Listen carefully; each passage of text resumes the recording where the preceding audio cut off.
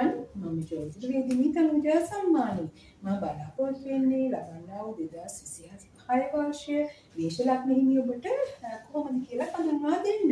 ඉතින් කියන්න ඕන පළමුවෙන්ම ලබන්නා වූ 2026 වර්ෂයේ මේෂ ලග්න හිමි ඔබට ඉතා යහපත් සුබ ඵලදායක අවුරුද්දක් වෙන්න කියලා ප්‍රාර්ථනා කරනවා.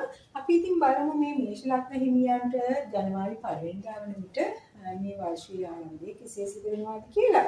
මේෂ ලග්නයේ වර්ෂ ආරම්භ වන විට සමුග්‍රහයා දෙවෙනි උච්ච බලයේ සිටිනවා. ඒ වගේම බ්‍රහස්පති ග්‍රහයා තුන්වෙනියේද, කේතු ග්‍රහයා පස්වෙනියේද, රාහු කුජ බුධ සිකුරු යන ග්‍රහයන් නවවෙනියේද, රාහු ග්‍රහයා 11 වෙනියේද, සෙනසු ග්‍රහයා 12 වෙනියේද ආදී වශයෙන් ගමන් රටාවතුර ගෝචර වෙනවා පවතිනවා. ඉතින් දැන් බොහෝ වෙලාවට මේෂ ලග්නෙන් ගොඩක් දෙනා මේ කාලේ පලාපල ගතනියන් බලලා මගිනුත් අහනවා ගොඩක් දෙනා මොකද මේ මේෂ ලග්නෙන් වල ලග්නේ රාශිකයක් යනවා. ඉතින් ඒක ගොඩක් අපල ඇති කරන තත්ත්වයක්ද කියලා මේ බොහෝ ඍණාත්මක සංකල්ප ඇති කරගෙන තියෙනවා. ඉතින් ඔබ බියටපත් වෙන්නේ නැහැ. සෑම අවුරුද්දකටම අවුරුදු 30කට වරක් හැම දිනකටම වගේ ඒ රාෂ්ට්‍රීය කාල ගත වෙනවා. නමුත් මේ හැම දිනකටම එක විදිහට ඒ රාෂ්ට්‍රීය කාල බලපෑම් නැහැ. ඔබ උපතේදී සෙනසුරු ග්‍රහයා ඉතා බලවත් වෙනවා නම් ඒ කියන්නේ පංච මහා පුරුෂයන් සහිතව හෝ එහෙම නැත්නම් සෙනසුරු ග්‍රහයා තුලා මකර කුම්භ වෘෂභ වගේ බලවත් රාශියක ඉන්නවා නම් ඔබට ඒ කියන්නේ රාෂ්ට්‍රීය කාල බොහෝ දුරට අඩු වෙනවා. ඒ වගේම ඔබට යෙදෙන ඊරාෂ්ට්‍රික අපලවල බලපෑම වැඩි වෙන්න පුළුවන් මෙන්න මේ මම කියන ස්ථානවල සමුග්‍රහයයි ඉන්නවා.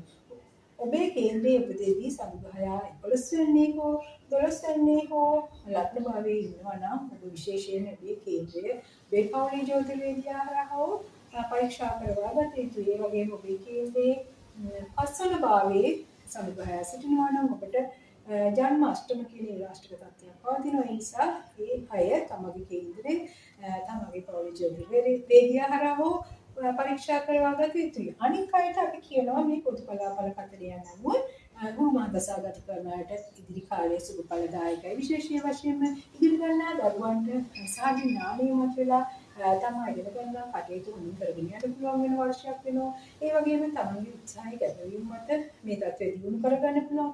විශේෂයෙන් තරඟ විභාගවලදී හොඳ ප්‍රතිඵල ලබා ගන්න පුළුවන් වර්ෂයක් වේවි. ඒ වගේම පස්වෙනියේ කේතු ග්‍රහයා ගමන් කරනවා. ඒ නිසා විශේෂයෙන් ගැබිනි මවරුන් ඉන්නවා නම් විශේෂයෙන් පරිස්සම් විය යුතුයි. ඒ වගේම තමගේ ශරීර සෞඛ්‍ය සම්බන්ධයෙන් පරිස්සම් විය යුතුයි. ඒ වගේම මේෂ ලග්නෙහි අයගේ දරුවන් සිටිනවා නම් උන් සම්බන්ධයෙන් වෙනදාට වඩා සැලකීමක් යුතු කාලයක් වෙනවා. ඒ වගේම ගෘහ දශාගත කරන වැඩිහිටියෝ නම් තමගේ ශරීර සෞඛ්‍ය සම්බන්ධයෙන් පරිස්සම් විය යුතුයි. උන් වසංගත රෝග වැනි දේවල් ඒ කාලය තුළ බලපවත්වන්න පුළුවන්.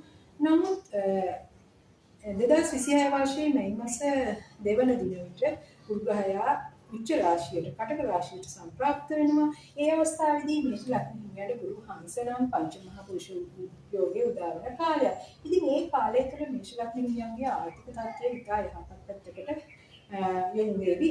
ආර්ථික තත්ත්වය යහපත් වෙනවා. ඒ වගේම ගෙදර දොර සතුට සමාදානය ඇති වෙන කාලයක් වේවි. ඒ වගේම කියන්න ඕනේ දැන් සෙනසුරු ග්‍රහයා 12 වෙනි ගමන් කරන නිසා සෙනසුරු මහදසා සහ අන්තර්දශාගත කරන මේෂ ලග්න හිමියන් තරමක් ප්‍රවේශම් විය යුතුයි. ඔවුන් තමගේ කේන්ද්‍රය විශේෂ වශයෙන් තමගේ පෞද්ගලික ජ්‍යොතිර්වේදියා හරහා පරීක්ෂා කරවා ගත යුතුයි. මොකද දුර බැහැර ගමන් වලදී විශේෂයෙන් පරිස්සම් විය යුතු කාලයක් තමයි සෙනසුරු 12 වෙනි ගත කරන නිසා ගමන් බිමන් වලදී වාහන ගමන් බිමන් වලදී විශේෂයෙන් පරිස්සම් විය යුතුයි. අනුතුරුමය තත්ත්වයන් පෙන්වනවා. ඒ වගේම දැනට නඩුව වලට පැටලී ඉන්නවා නම් විශේෂයෙන් නීතිඥ උපදෙස් නිසි පරිදි ලබා ගත යුතුයි. නැත්නම් නඩුවලින් අවශ්‍ය ධනක තත්ත්වයන් පෙන්වීම කරනවා. ඒ නිසා සෙනසුරු මහදශා සහ අන්තර්දශා ගත කරන අය විශේෂ වශයෙන් ඒ විදිහෙන් සැලකීමක් විය යුතුයි. ඒ වගේම වෙනදාට වඩා පවුලේ අමුසැමියන් අතර යම් මතභේද තත්ත්වයන් තියෙන පුළුවන් මුල් කාලය තුල. නමුත් 2026 මැයි මාස දෙවදායන් මාස ගුරු ග්‍රහයා බලවත් වීම තුළ මේ අපල තත්ත්වයන් බොහෝ දුරට සමනය වෙලා පවුලේ සතුට සමාදානය ප්‍රීතිය ඇති කරන කාලයක් වේවි. ඉතින් ඒ වගේම කියන්න ඕන සිකුරු මහදශා ගත කරන මේෂ ලග්න හිමියන්ට ඉතා යහපත් කාලයක්. විශේෂ වශයෙන් මංගල යෝජනා දාවේවි ඒව සාර්ථක භාවයට පත් වේවි. ඒ වගේම විශේෂයෙන් ඔබට කියන්න දුර බැහැර ගමන් වන්දනා ගමන් විනෝද ගමන යනවා ටිකක් ප්‍රවේශම් යුතු කාලයක් කියලා. ඒ ගමන් වලදී යම් කරදර බාධක තත්ත්වයක් වෙනවා නම් වෙන භාෂයේ රවි සහ කුටියන ග්‍රහයන් පිටත් වෙනවා. දීප දුර්ලභ ගමන් වලදී විශේෂයෙන් ප්‍රවේශම් යුතුයි. එවැනි ගමන් ගිවන් කලින් සූදානම් කිරීමේදී යන ප්‍රදේශය ගැන සැලකීමක් තියෙනවා, යන වාහනය ගැන සැලකීමක් තියෙනවා ආදී වශයෙන් ප්‍රවේශම් යුතු කාලයක්. ඒ වගේම අපි කියනවා නිදන්ගත රෝග මතුවෙන්න පුළුවන් විදිහට වයස අවුරුදු 60ට වැඩි මේෂ ලග්න හිමියන් ඉන්නවා නම් වෛද්‍ය පරීක්ෂණ සිදු කොට තමන්ගේ ශරීර සෞඛ්‍ය පිළිබඳව නිසි වශයෙන් අවධානය යොමු කරමින් ඒ ලෙඩ දුක් තියෙනවා නම් ඒවට අවශ්‍ය ප්‍රතිකාර ලබා ගත යුතුයි. ඒ වගේම රාම දශනගත කරන අය මේෂ ලග්න හිමියන්ට ඉතා යහපත් කාලයක්. ඔබට නොසිතූ ලෙස විශාල ලාභ ලැබෙන කාලයක්. මුදල් වශයෙන් බොහෝ වෙලාවට තමා සේවය කරන රක්ෂාවෙන් ඒතන ස්වාමිවරුන්ගෙන් පඩි මුදල් වැඩිපුර ලැබෙන්න පුළුවන්. ඒ වගේම බොහෝ වෙලාවට රාජ්‍යයෙන් උසස් අයගෙන් බොහෝ උදව් උපකාර ලැබෙන කාලයක් වේවි. ඉතින් රාහු දශා ගත කරන මේෂ ලග්නිකයන්ට ඉදිරි වර්ෂයේ ඉතා යහපත් කාලයක් වේවි. ඒ වගේම අලුත් හිත මිතුරන් ආශ්‍රය ලැබෙවි. ගෙදරදොර ප්‍රිය සංഭാෂණ ප්‍රීති උත්සව පවත්වන්නට හැකියාව ලැබෙවි. ඒ වගේම ගෙදරට අවශ්‍ය ධන ධාන්‍ය මුදල් නොඅඩුව ලැබෙන කාලයක් වේවි. විශේෂ වශයෙන්ම යෝජනා ස්ථිර වෙන ඒවා පිළිබඳ සතුට හිතේ ඇති කරගන්න පුළුවන් වෙන කාලයක් වේවි. ඉතින් කියනෝනේ පොදු වශයෙන් ගතකල මේෂ ලග්නිකයන්ට මිශ්‍ර ඵලදායක අවුරුද්දක් විදිහට හඳුනා දෙන්න පුළුවන්. වසරේ මුල් මාස 6ට වඩා අග මාස 6 මේෂ ලග්නිකයන්ට යහපත් කාලයක් වේවි.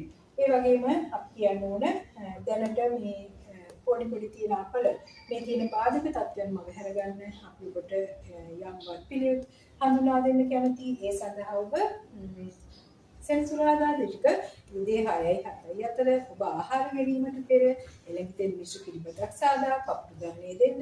ඒ වගේම විෂ්ණු දෙවියන්ට නිර්මාල් මාලාවක් පූජා කර 2026 වර්ෂය සඳහා යහපත් වර්ෂයක් වේවා කියලා අදිෂ්ඨාන කරගෙන පූජාවක් කරන්න. ඒ වගේම ඔබ විශේෂයෙන් වැඩිහිටි නිවාසයක හෝ ආබාධිත වැඩිහිටියන් තෝරාගෙන උන්ට දානමය වශයෙන් ආහාර වේලා එවැනි දේ ලබා දෙන්න පුළුවන් නම් ඒක ඉතා යහපත් වේවි. ඔබගේ අකුසල් යටපත් කර ගැනීම සඳහා කුසල් බලය ඉස්මතු කරගන්න හැකි පමණ කුසල ක්‍රියාවන් යෙදෙන්න. විශේෂ වශයෙන්ම අපි කියනවා නම් සෙනසුරු මහදශා අන්තර්දශා ගත කරන අයට නිල් කටොල් මල් සහිතව සෙනසුරාදා දිනයකින් පටන්ගෙන බෝධි පූජා මාලාවක් පටන් ගන්නවා නම් පූර්ව පක්ෂයේ දිනකින් ඉතා යහපත්. ඉතින් මේෂ ලග්න හිමියන්ට තමන්ගේ ඉදිරි වර්ෂය අභියෝගාත්මක වර්ෂයක් වේවි. ඒ අභියෝග මැදින් ඔබට ඔබේ ජීවන ගමන සාර්ථක කරගන්න පුළුවන් වේවි, සැලසුම් කරගන්න පුළුවන් වේවි. ඒ වගේම ඔබේ මේ ජීවන ගමන සාර්ථක කරගන්නට අපි යම් උපදේශ වලින් හඳුන්වා දෙනවා. ඒ තමයි ඔබේ ජය අංකය සහ ජය වර්ණය, ජය දිව සම්බන්ධයෙන් අපි පැහැදිලි කිරීමක් කරනවා. ඔබ ඔබේ කටයුතු සැලසුම් කිරීමේදී ජය අංක හැටියට 3, 5 සහ 9 යන අංක, ජය වර්ණ හැටියට රතු සහ කහ යන පැහැයනුත්, ජය දින හැටියට බ්‍රහස්පතින්දා සහ අඟහරුවාදා යන දින භාවිත කරන්න. ඉතින් ඔබට ලබන්නා වූ 2026 නව වර්ෂය ඉතා යහපත් සාර්ථක සතුටුදායී නව වසරක් වේවා කියලා සිතින්ම ප්‍රාර්ථනා කරනවා. ආයුබෝවන්.